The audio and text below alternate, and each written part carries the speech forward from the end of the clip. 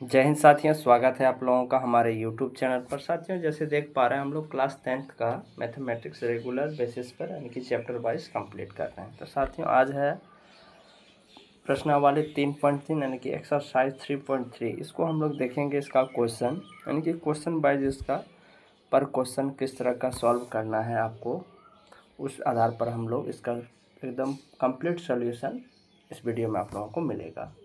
तो चलिए इसको देख लेते हैं। अगर यदि इससे पहले आप लोग चैनल पर नए हैं तो चैनल को ज़रूर सब्सक्राइब कर लें इस तरह का लेटेस्ट अपडेट के लिए, और प्रीवियस वीडियो को नहीं देखें तो उसको ज़रूर देख लें ताकि आपको अच्छी तरह से समझ में आ जाए। पहला क्वेश्चन है, निम्न रैखिक समीकरण युग्म को प्रतिस्थापन विधि से हल कीजिए। प्रतिस्थापन विधि देखिए, जैसे दिया हुआ x + y = 14 दिया हुआ है और x - y = 4 दिया हुआ, यानी कि x + y = 14 और x - y = 4। तो चलिए इसको हम लोग सॉल्व करते हैं, और सेम इसी बेस पर और भी सारा क्वेश्चन है। चलिए हम लोग पहला जो है देखिए, कुछ नोट में हम लिखे हैं, यानी कि उसको आपको पहले पढ़ लेना है कि प्रतिलोपन विधि में दिए गए समीकरण युग्म में से किसी भी एक युग्म को लेकर उसको x या y के पदों में व्यक्त किया जाता है और उस मान को दूसरे बचे समीकरण में रखकर उससे चर जैसे पहले x का मान रखा है तो y का मान प्राप्त करते हैं, और यदि y का मान रखा है तो x का मान प्राप्त करते हैं। यानी कि x को रखना है तो y का मान निकलेगा और y को रखेंगे तो x का मान निकलेगा। फिर इस मान को पुनः पहले समीकरण में रख कर और दूसरे चर का मान प्राप्त कर लेते हैं, यानी कि जो निकला रहेगा फिर उसको हम लोग नेक्स्ट समीकरण में रख करके उसका मान प्राप्त कर सकते हैं। कोशिश यह रहनी चाहिए कि सबसे कम संख्यात्मक मान वाले समीकरण को सबसे पहले लेना है, यानी कि जिसका संख्यात्मक मान सबसे कम रहेगा उसी को पहले लेना है। अब देखिए क्वेश्चन आपका यहाँ पर देखिए साथियों, ये है क्वेश्चन पहला आपका जो है 1 नंबर x + y = 14, इसको समीकरण 1, और x - y = 4, इसको समीकरण 2 ले लेना है। प्रतिलोपन विधि दिया हुआ है, यानी कि समीकरण 2 को पहले हम लोग सॉल्व करेंगे। क्यों करेंगे? जिसका मान कम रहेगा उसी को पहले सॉल्व करना है, यानी कि x - y = 4 और x बराबर क्या हो जाएगा 4 + y हो जाएगा। क्यों होगा? क्यों है कि यहाँ माइनस है तो इधर जा करके प्लस हो जाएगा। अब देखो समीकरण 1 में x का मान यानी कि 4 + y रखने पर x + y बराबर कितना है 14, ये समीकरण 1 दिया हुआ है। या हम लोग लिख सकते हैं x + y प्लस, देखिए x के जगह 4 + y रखेंगे, प्लस क्या रखेंगे y बराबर 14 हो जाएगा, और y हो जाएगा 2y, यानी कि 4 + 2y = 14। तो 2y बराबर क्या हो जाएगा 14 - 4।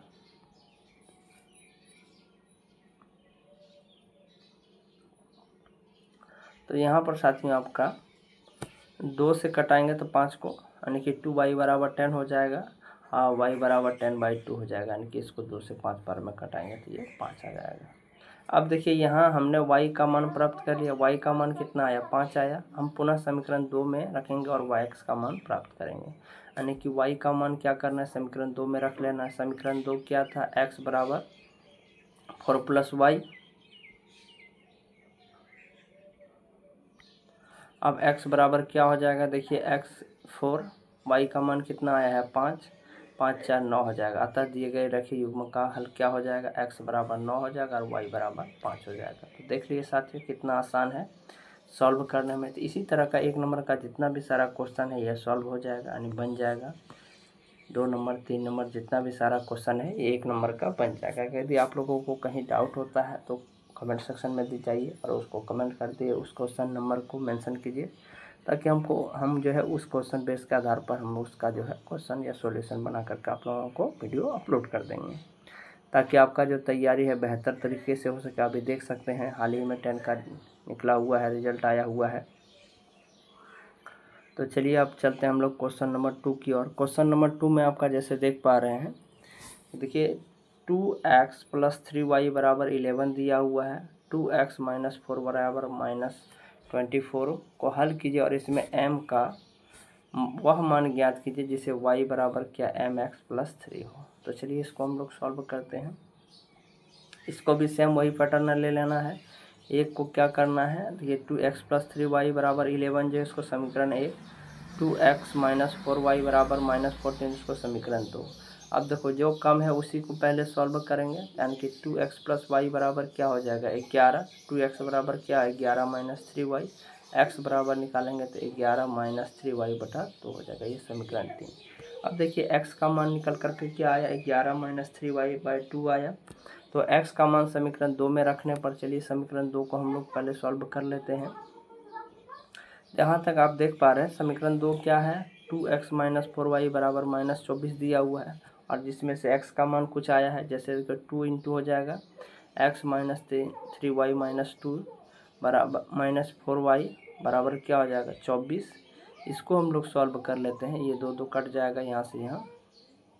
11 माइनस 3y माइनस 4y हो जाएगा बराबर क्या हो जाएगा 24।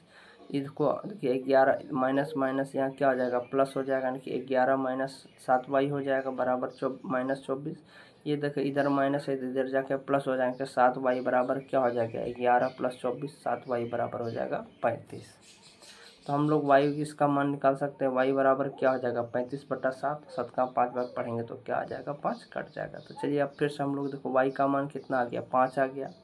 और समीकरण जो 3 था उसमें हम लोग क्या करेंगे y का मान 5 रख देंगे। x बराबर हो जाएगा 11 माइनस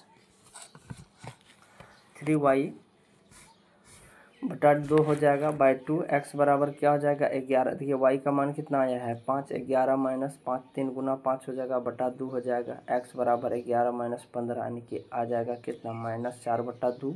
और 4/2 को 2 से 2 बार में कट जाएगा तो आ जाएगा -2।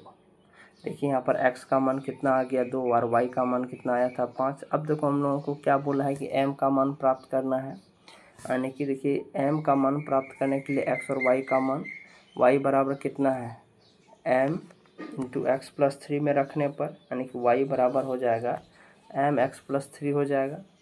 y का मान 5 है, m तो नहीं x का मान देखिए -2 आया प्लस 3 हो जाएगा। 5 क्या हो जाएगा 5 बराबर 2m -2m प्लस 3 या -2m बराबर 5 में इधर 3 घट जाएगा तो -2m बराबर क्या हो जाएगा 2।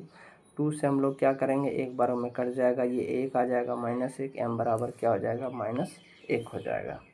तो आपका साथ में ये जो आपका